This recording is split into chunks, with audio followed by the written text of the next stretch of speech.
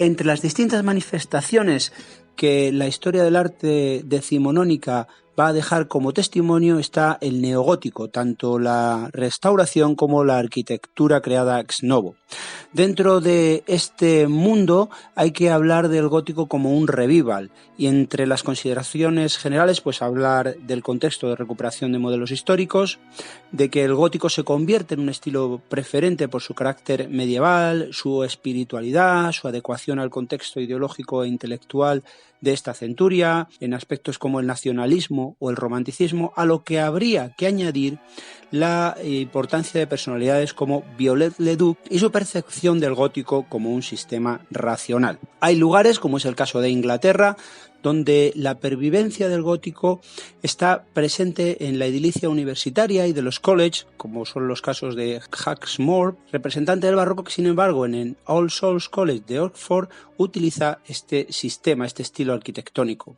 En el 19 ya va a surgir como neogótico propiamente dicho, en el New Court of Corpus Christi College de Cambridge, obra de Wilkins, o en la capilla del Keble College de Oxford, ejemplo del gótico colorista que caracteriza a Butterfield a partir de mediados de este siglo. Relacionado con este aspecto están las cottages y las mansiones decorativas fantasiosas. Hay que mencionar la de Walpole, la Strawberry Hill, en la que se produce una recuperación de lo medieval. No obstante, hay una necesidad de teorizar sobre este estilo y personajes como Richman, quien va a establecer esa división que luego vamos a conocer todos a la hora de estudiar el gótico, como es el Norman Style, el Early, el Decorated o el Perpendicular, tienen lugar en este momento. Para reforzar dentro de lo que se puede considerar una iniciativa nacionalista, para reforzar esa identidad nacional y contrarrestar la influencia de la Revolución Francesa, se crean disposiciones legales como la Church Building Act. Barrios que están surgidos a raíz de la Revolución Industrial necesitan nuevas iglesias que abastezcan esa necesidad espiritual, y en esta iniciativa Barry Pugin van a construir también dentro de esta identidad nacional el Parlamento de Londres en estilo neogótico. Pugin va a ser un personaje bastante importante dentro de esta revitalización neogótica, sobre todo por su teorización sobre la idoneidad del gótico como un estilo para recuperar la esencia medieval. Las altas torres y las estructuras sencillas semejantes a las intervenciones de Viollet-le-Duc en Francia son ejemplo de esto. Entre los 50 y 60, lo que se puede considerar como el periodo alto victoriano, hay una etapa de mayor originalidad y de un gusto por lo ornamental. Y el ya mencionado Butterfield en All Saints en Margaret Street o en el Keble College con el empleo del bicromatismo y elementos propios del gótico italiano, incluso del normando, como son los ajedrezados o los arcos ciegos, lo reflejan así. En una línea similar, Edmund Street demuestra un profundo conocimiento de la arquitectura medieval y emplea recursos imaginativos como son el bicromatismo, perfiles dentados, capiteles y columnas del gótico italiano. Walter House y Scott, por su parte, son otros arquitectos medievalistas señeros. Scott, por ejemplo, aparte de St. Pancras Station, va a ser el autor del Albert Memoriam, en el que incluye un baldaquino gótico con una estatua del príncipe Alberto, combinando mármoles, polícromos, mosaicos, relieves y esculturas de sesgo clásico, que tienen en cierto modo similitud con los arcos escalígeros de Verona, además de aplicar su pensamiento en restauraciones como Chichester, Salisbury o Westminster. Cercano a este pensamiento está Ruskin, que es un defensor del neogótico y contrario a la reconstrucción en estilo de Viollet. Rechaza la sociedad industrial contemporánea y apuesta por un modelo basado en la época medieval. El edificio de la University Museum of Natural History de Oxford, obra de Dean y Woodward, refleja este ideal de simetría con elementos arrítmicos y una ornamentación deteriorada que simula el paso del tiempo. Por su parte, Morris propone un retorno a las formas medievales, con connotaciones políticas de raigambre socialista dentro del utopismo socialismo, y expresa este pensamiento en las escuelas de artes y oficios o en las exposiciones del Art and Craft, siendo la Red House, que diseña web y en la que colaboran sus compañeros prerrafaelitas, quizás una cristalización de este pensamiento de Morris.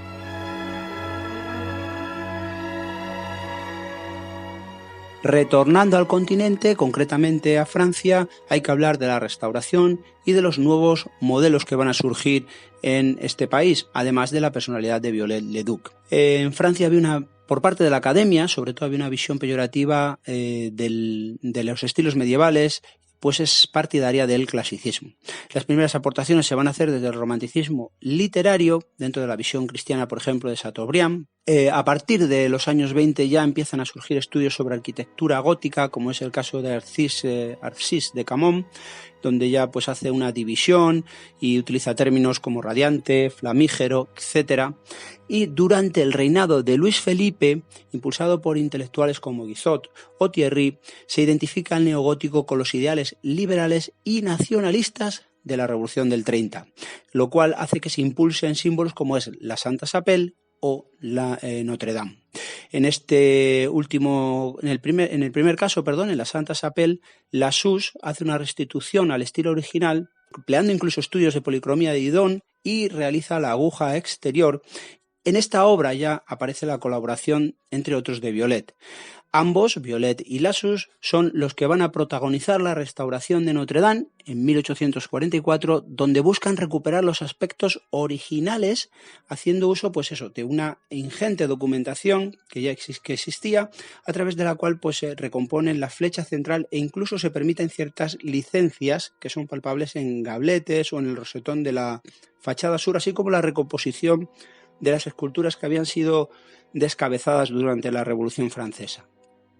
La restauración monumental permite entender la asunción del gótico como un sistema constructivo. Son los casos de Madeleine de Bezelaye, Carcassonne, que facilitarán la creación de nuevas obras, como es ya ex novo, ya creadas de nuevo, como son Santa Clotilde de París por Gau o Notre Dame de Bon-Secours por Barthélemy. Hay un influyente y relevante trabajo teórico y divulgativo de Viollet-le-Duc, concretamente en su Diccionario Razonado de Arquitectura, en el que apuesta por un acercamiento racional que proporcionara al arquitecto herramientas para completar estilísticamente un edificio y al tiempo comprender el sistema constructivo gótico. Si ascendemos latitudinalmente y nos desplazamos hacia el este, encontramos en el solar germánico ejemplos de este neogótico también, dentro de los cuales la Catedral de Colonia es un elemento fundamental para el entendimiento de esta recuperación. La reivindicación del gótico aquí tiene tintes políticos, como reacción a la invasión napoleónica, que ya se hablaba en romanticismo, o la creación de la Confederación Germánica, así como aspectos literarios por parte de Goethe o del Círculo de Jena, que los aproximan a ese ideal patriótico y romántico. La Catedral de Colonia es el más importante ejemplo de revival romántico en Alemania. Sulpice-Boisseret será el encargado de concluir estas obras que desde el siglo XIII se habían quedado, tras la intervención del maestro Gerard, sin terminar, y va guiado por la pretensión de una fidelidad histórica y una exhaustiva búsqueda de documentación filológica y arqueológica acorde al método científico de Viollet. Símbolo de su voluntad nacional germana, cuenta con el respaldo de los círculos románticos y de los propios reyes, incluidos los prusianos. Un personaje clave para entender la arquitectura alemana, como Schinkel, que había hecho obras de estilo neoclásico, como es el Altes Museum, cuando trata de aplicarlo o cuando tiene que utilizarlo en otras obras con una función diferente, como es la Catedral de Potsdam o el Monumento a los Caídos de Kreuzberg, opta por este estilo neogótico. Entre los 40 y los 70 surgen en casi todas las ciudades alemanas, o todas las ciudades alemanas tienen una fábrica gótica, bien restaurada o nueva. Es el caso de la Votivkirche de Viena, por ejemplo, de von Ferstel. Para Luciano Pateta, lo que caracteriza todas estas intervenciones es la plena identificación con un antiguo proceso constructivo, en este caso el gótico medieval.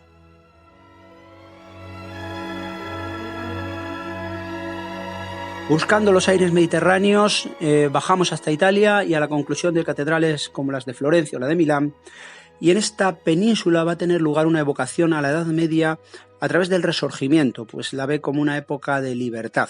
Los modelos medievales, sobre todo los del norte, entroncan con la aspiración de definir una arquitectura que a la vez sea simbólica y funcional. Hay que destacar la figura de Pietro Selvatico y sus intervenciones en San Pietro en Trento, o Japelli y su intervención en el Café Pedrocchi. Y decir que la huella neomedieval en Italia tiene menos calado que en otros países, pues hay zonas donde hay incluso un predominio del románico. Personaje clave es Camilo Boito, quien rechaza el clasicismo y busca en la época medieval una arquitectura capaz de proyectarse al futuro. Aboga por la selección de un modelo racional y funcional que él identifica con la arquitectura de la Lombardía. Su labor como crítico, teórico y docente en el panorama italiano es importante. En el ejercicio de la restauración monumental es precisamente donde el neogótico encuentra un espacio natural. Las intervenciones en el Duomo de Nápoles o en Santa María dei Fiori motivan un amplio debate arquitectónico en el que participan no solo expertos nacionales, sino extranjeros, como son los casos de Selvatico o de Viollet-le-Duc. Al final, el proyecto de Emilio Fabris es el que va a llevarse a cabo, si bien va a padecer diferentes modificaciones. Respecto a la Lombardía, el Duomo de Milán es objeto de un proceso similar. Su conclusión en 1815 no evita el posterior debate acerca de la deseada unidad estilística, dando lugar entre 1886 y 88 a la convocatoria de un concurso internacional para el diseño de una fachada totalmente gótica, en la que van a participar Boito, Smith o Waterhouse. El proyecto vencedor es el de Giuseppe Ventrano, alumno de Boito, si bien la muerte de este y diversos contratiempos impiden la realización de la obra.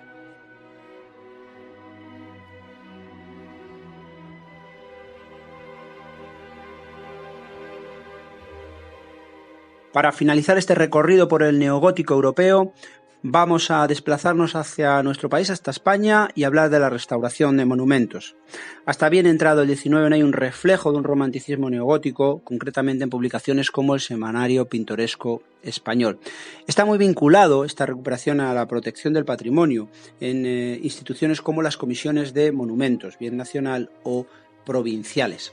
Hay un importante factor en la catalogación y en este sentido hay que mencionar publicaciones como Recuerdos y Bellezas de España, de Parcerisa y Piferrer, España Artística y Monumental, de Patricio de la Escosura y Pérez Villamil, o los Monumentos Artísticos de España. El establecimiento de la Escuela de Arquitectura de Madrid a mediados del siglo XIX supone una renovación docente y metodológica muy cercana a la francesa. El hito dentro de la restauración y la cantera va a ser la Catedral de León, que constata un profundo calado de la restauración estilística en España. Madrazo y Kunz y Demetrio de los Ríos la devuelven a su estado ideal. Dentro de su proyecto, su principal objetivo es devolverla al estado ideal, que sería el gótico francés del XIII, siguiendo el diccionario de Viollet-le-Duc.